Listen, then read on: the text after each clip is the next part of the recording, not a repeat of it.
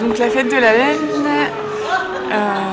donc on l'a organisée pour faire suite à l'application Les Draperies du Verdon de Secret de Fabrique. On avait donc l'application elle est sortie au printemps 2014 et l'idée c'était de revenir un peu plus vers quelque chose, de laisser le virtuel pour revenir un peu plus sur le côté matière. Voilà un peu comment ça s'est fait. Et puis c'était un contexte du coup avec la mercerie qui a ouvert il y a 1 an sur Colmar.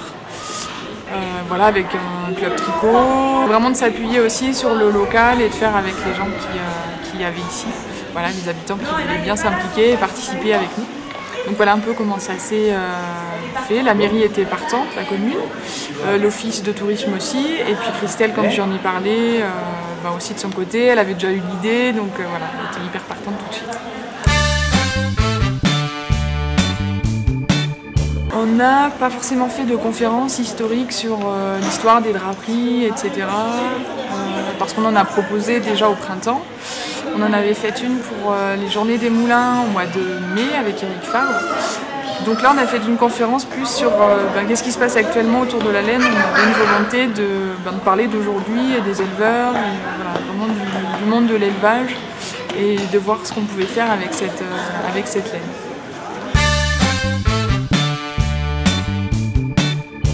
Et les intervenants et exposants sont principalement du 04, 05 et 06, donc on a vraiment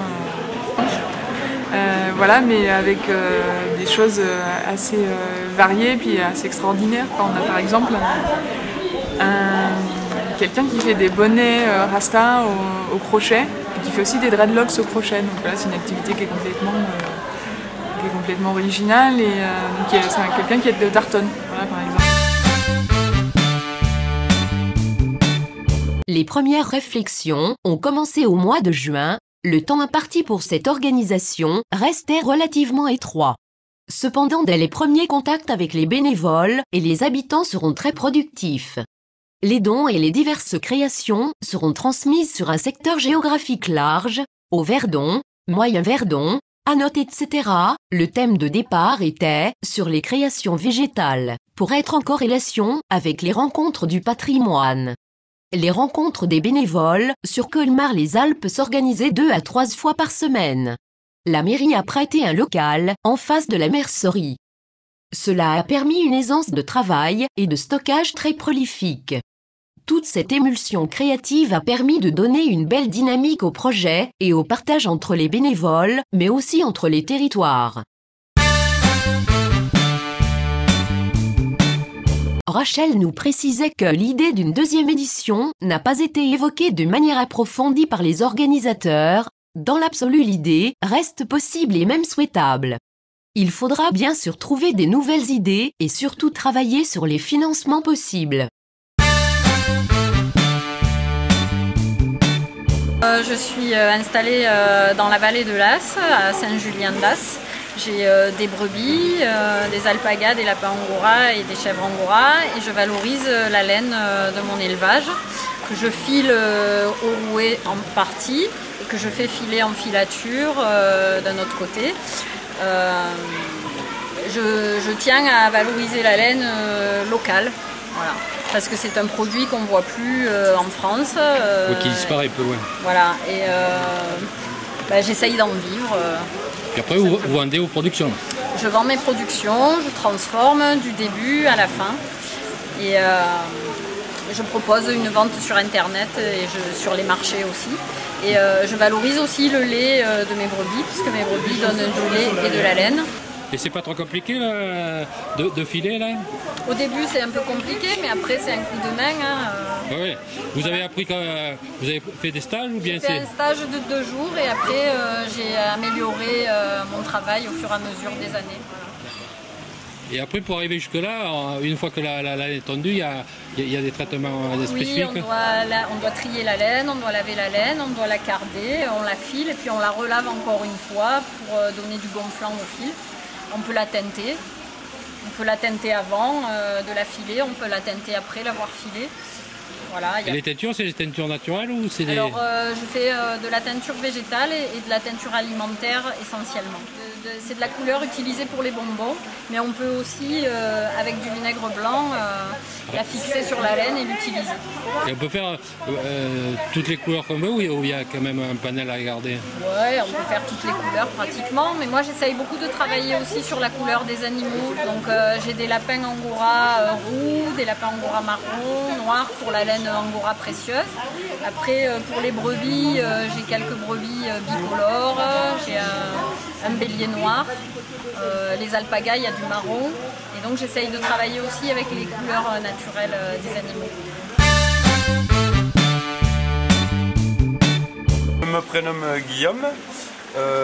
Mon activité s'appelle Dreadlocks Alpitude et je suis coiffeur retapeur de dreadlocks, principalement sur le 04 et le 05. Et je crée des chapeaux qu'on appelle un tam, qui servent à ranger les dreadlocks, qui servent aussi bien pour les ranger et les protéger que pour l'entretien. Voilà donc ma présence aujourd'hui pour la fête de la laine à Colmar.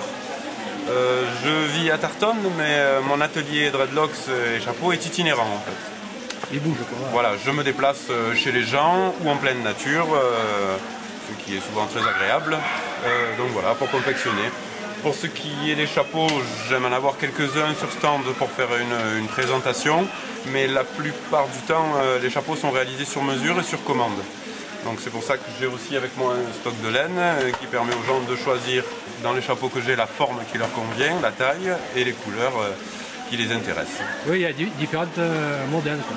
Oui, il y a différents modèles. Alors il y a plutôt des tubes, des chapeaux en forme plutôt de béret, ou le pur tam vraiment un peu rond comme celui-ci. D'accord. Voilà. Et je réalise aussi des capuches, des snoods. Et c'est vous qui les produisez quoi. Oui, je produis tout ça un peu au feeling parce que je crochette depuis 2 ans mais je n'apprécie guère de lire un plan. Donc je l'ai fait un peu à l'intuition et voilà. Un autodidacte quoi. Tout à fait. Voilà. Ah, alors souvent on démonte un peu nos ouvrages parce qu'on se rend vite compte qu'on a fait des erreurs, mais il paraît que c'est comme ça qu'on apprend. Oui, c'est comme ça qu'on apprend. Ouais. Tout à fait. Et la technique du dreadlock, c'est comment? Alors les dreadlocks sont faits avec un crochet très très fin, le crochet à dentelle le plus petit de 0,6 mm. Et c'est une technique de crépage mèche par mèche. Il faut compter, pour faire une tête complète en dreadlocks, on va être autour d'une quinzaine d'heures de travail. En moyenne, ça peut être 12 ou 17, mais on va dire voilà, en moyenne on est sur une quinzaine d'heures de travail. Des choses qu'on fait qu'on établit entre 2 et 3 jours. Voilà. Et je fais la création, mais aussi l'entretien, la retape.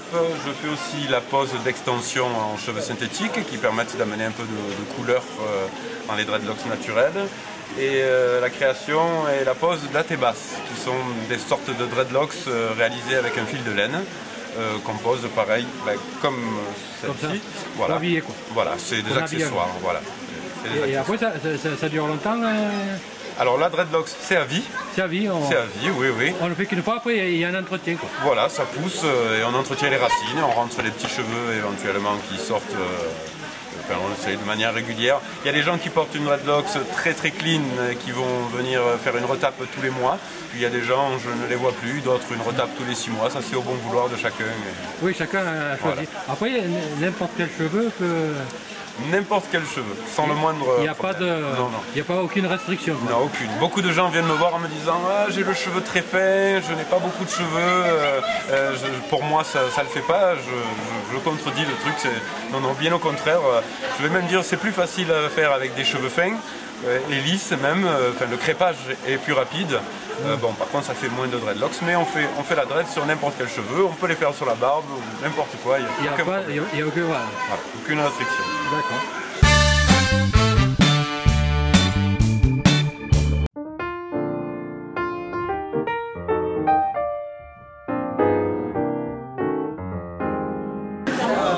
Nous allons démarrer dans la catégorie des débutants. Je voudrais remercier également le bar Le Peuple Rétro aussi qui nous accueille car il pleut un petit peu dehors.